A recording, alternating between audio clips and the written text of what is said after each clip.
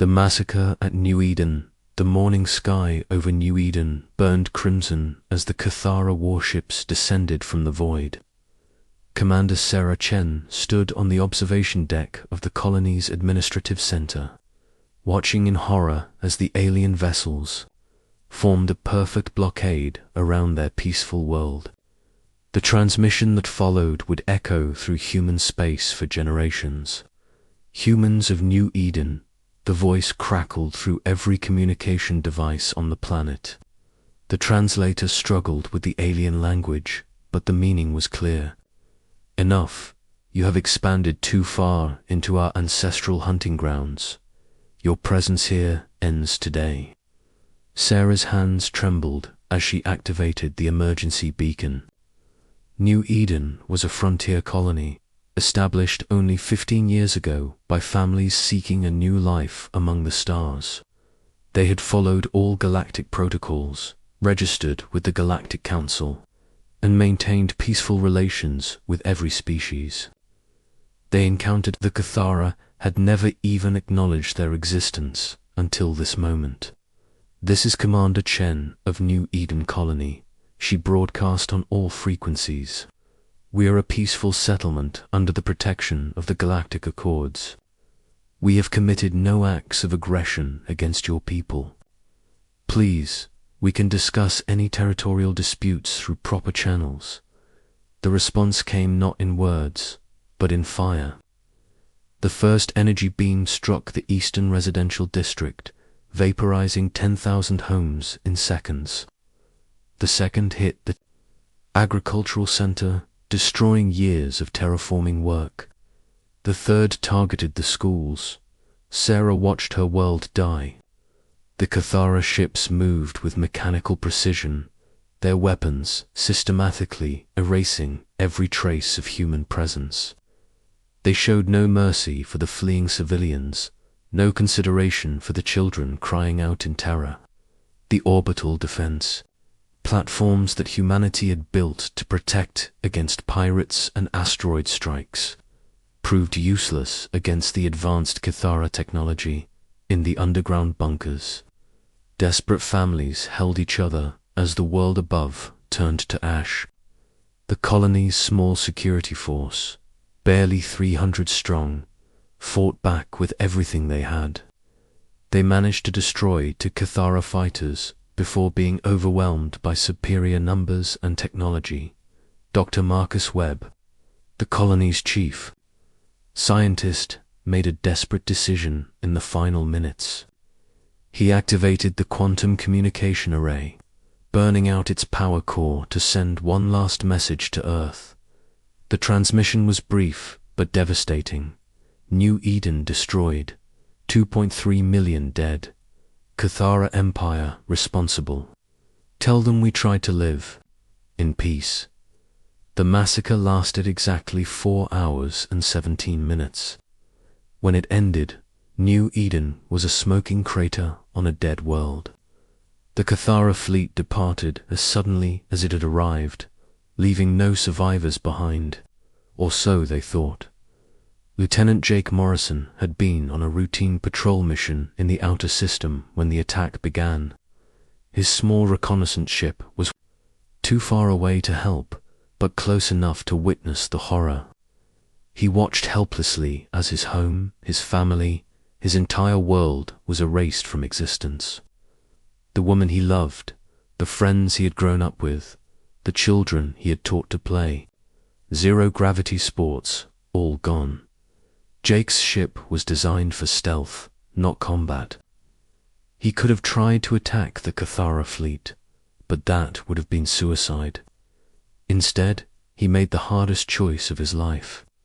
He recorded everything, then engaged his ship's fastest drive and began the long journey home to Earth. The journey took 3 months. 3 months of replaying the attack footage, of wrestling with survivor's guilt, of preparing for the moment when he would have to tell humanity what had happened to New Eden. The quantum message had preceded him, but Jake carried with him the visual evidence that would change everything. When he finally arrived at Earth, the reaction was immediate and devastating. The footage of the New Eden massacre was broadcast across human space within hours. On every human world, in every station and settlement, people watched in stunned silence as their worst fears were realized. The galaxy was not the peaceful place they had hoped it would be. The Galactic Council convened within days, but their response was predictably inadequate. The Cathara Empire was one of the oldest and most powerful civilizations in the galaxy, with a seat on the Council itself. The other species offered their condolences but made it clear that they would not risk war with the Cathara over a single human colony. The humans expanded too rapidly, claimed the Zeridian ambassador. They should have consulted with local powers before establishing colonies in contested regions. The Vrol representative nodded agreement. The Cathara have ancient claims to that sector. Perhaps this tragedy will teach humanity to be more careful in their expansion. The human ambassador, Elena Baskas, stood before the council with Jake's footage playing behind her. The images of burning cities and murdered children filled the chamber. This was not a territorial dispute, she said, her voice steady despite the rage building within her. This was genocide. The Cathara Empire murdered 2.3 million innocent civilians without provocation or warning. The Cathara representative, a towering insectoid creature named Vextal, showed no emotion. The humans trespassed on sacred hunting grounds. They were warned to leave. They chose not to listen. When were they warned? Alina demanded. Show me the diplomatic records. Show me the formal territorial claims. Show me anything that justifies the murder of children. Vextal's compound eyes glittered with cold amusement. The young species always demand explanations for what they do not understand. The Cathara have hunted those stars for 10,000 years. Human ignorance of our customs is not our concern. The Council voted to censure the Cathara Empire, a meaningless gesture that carried no real consequences. They established a commission to investigate the incident, knowing it would produce a report that no one would read. They offered to mediate future disputes between humans and the Cathara, as if there could be any negotiation after genocide. Alina left the council chambers with a simple message for Earth. Justice will not come from the galaxy. We must find our own path forward. The response from Earth was swift and decisive. President Catherine Walsh addressed the human species from the steps of the global parliament. Her words were broadcast to every human world, every station, every ship in the void. My fellow humans, she began, we have learned a harsh truth about our place in this galaxy. We are alone. We have no allies who will stand with us when evil strikes. We have no protectors except ourselves. She paused, looking directly into the camera. The Cathara Empire believes that human life is worthless. They think we are weak, scattered, unable to respond to their aggression.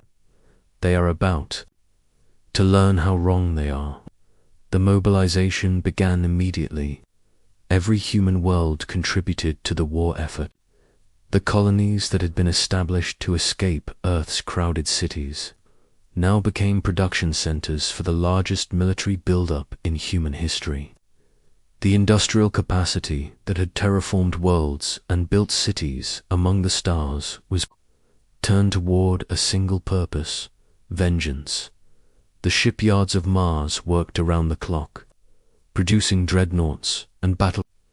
The asteroid mining operations in the belt were converted to weapons production.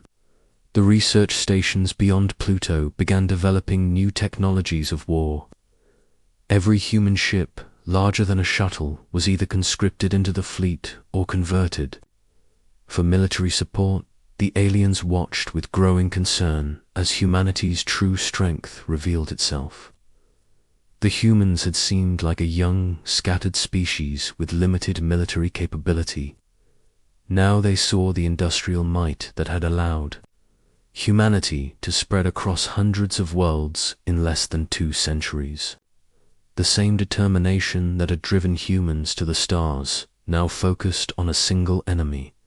Admiral Sarah Thorne, the architect of humanity's expansion fleet, was given command of the war effort.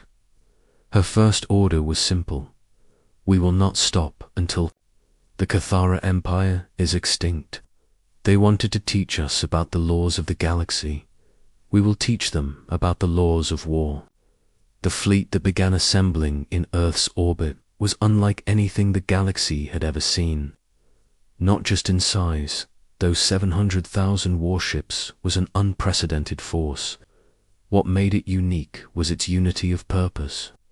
Every human in the fleet, from the commanding admirals to the newest recruits, shared the same goal. They had all seen the footage from New Eden. They all knew what they were fighting for. The other species tried to intervene. The Galactic Council passed resolutions calling for peace. The Zeridians offered to mediate. The Vrol promised to provide humanitarian aid to both sides. But humanity's response was the same to all of them. You had your chance to provide justice. Now we will provide it ourselves. As the vast human fleet prepared to depart for Cathara space, the galaxy held its breath. The massacre at New Eden had seemed like the end of a story, a young species learning its place in a dangerous universe. Instead, it was only the beginning. The Cathara had awakened something they did not understand, and soon they would face the consequences of their choice. The iron tide was rising, and nothing in the galaxy would ever be the same. The iron tide rises. The departure of the human fleet from Earth's orbit was visible from the surface with the naked eye. 700,000 ships, ranging from massive dreadnoughts to nimble destroyers, began their journey toward Cathara space. In perfect formation, the sight burned itself into the memory of every human who witnessed it. A river of steel and fire flowing across the stars. Admiral Sarah Thorne stood on the bridge of the flagship Retribution, watching the tactical display that showed the entire fleet's movement.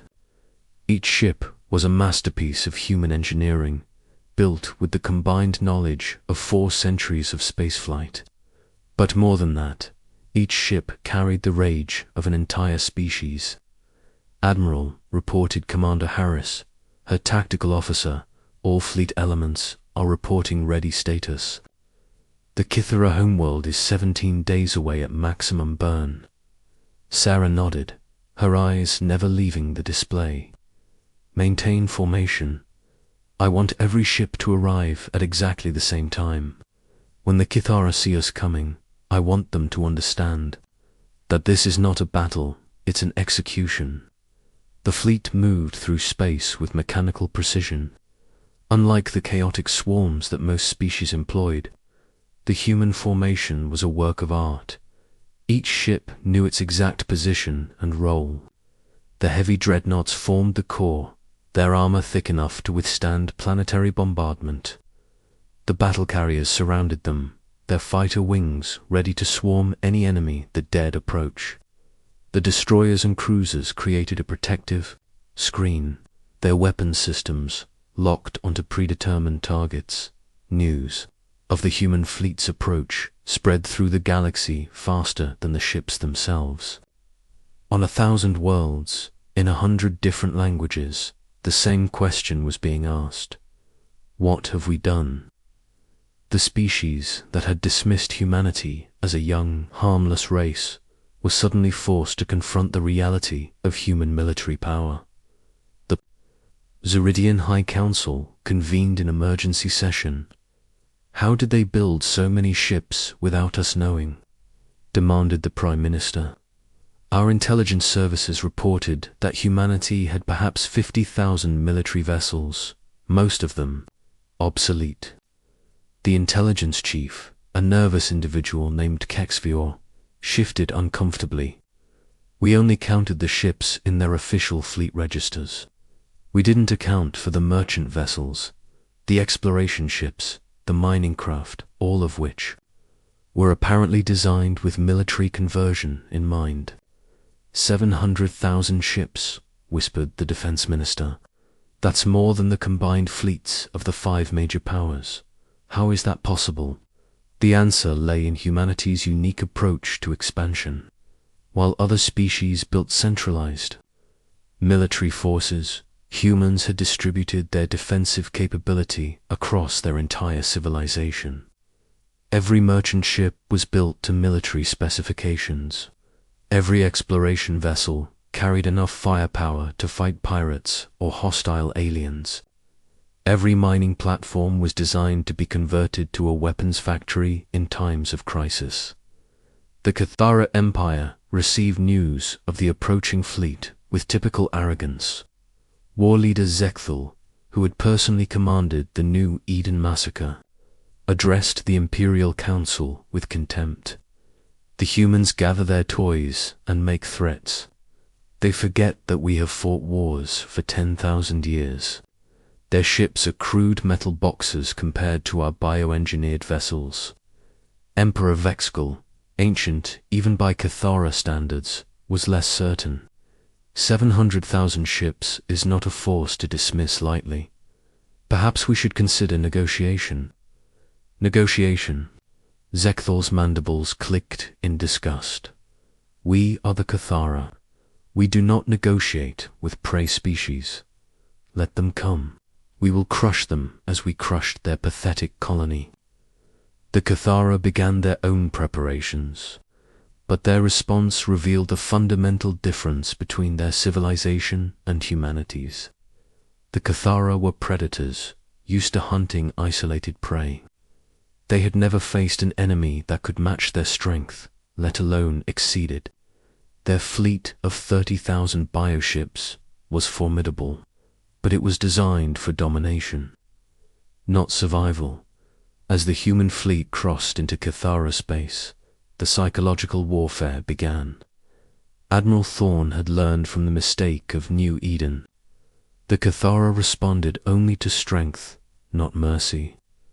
The first target was a Cathara listening post on the edge of their territory. The humans didn't destroy it immediately. Instead, they surrounded it with overwhelming force and began broadcasting. People of the Cathara Empire, Sarah's voice echoed across their communication networks. I am Admiral Sarah Thorne of the Human Fleet. 17 days ago, your forces murdered 2.3 million innocent civilians on New Eden. Today, we have come to collect the debt you owe. The broadcast included footage from New Eden, the burning cities, the murdered children, the systematic destruction of everything humanity had built. But it also included new footage, the human fleet in all its terrible glory. 700,000 ships moving with perfect coordination toward the Cathara homeworld. You taught us that might makes right in this galaxy, Sarah continued. You showed us that mercy is weakness and that only strength is respected. We have learned your lesson well. Now we will teach you what human strength looks like. The listening post's crew abandoned their station and fled.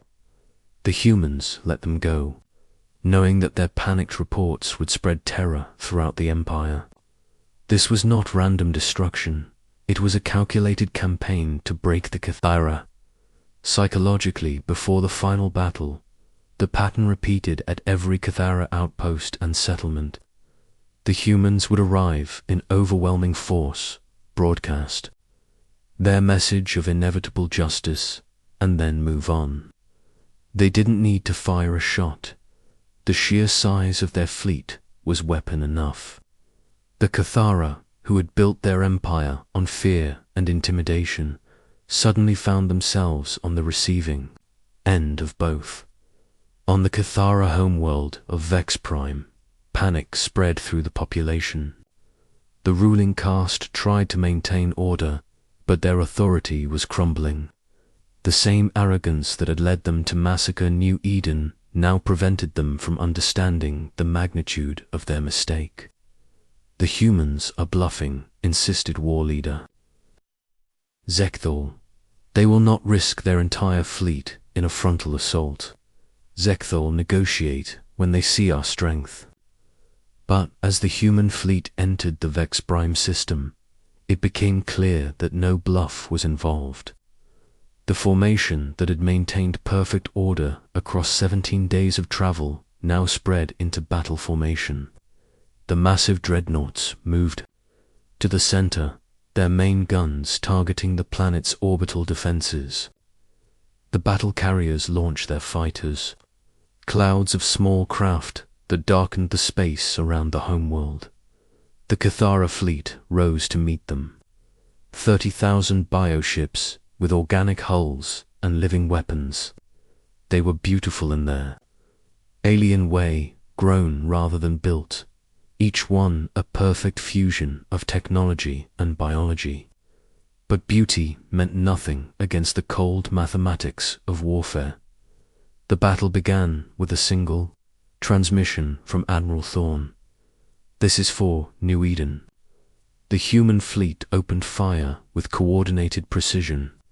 Every weapon had been targeted in advance, every shot calculated for maximum effect. The Cathara bioships, designed for elegant dueling between individual vessels, were overwhelmed by the sheer volume of fire.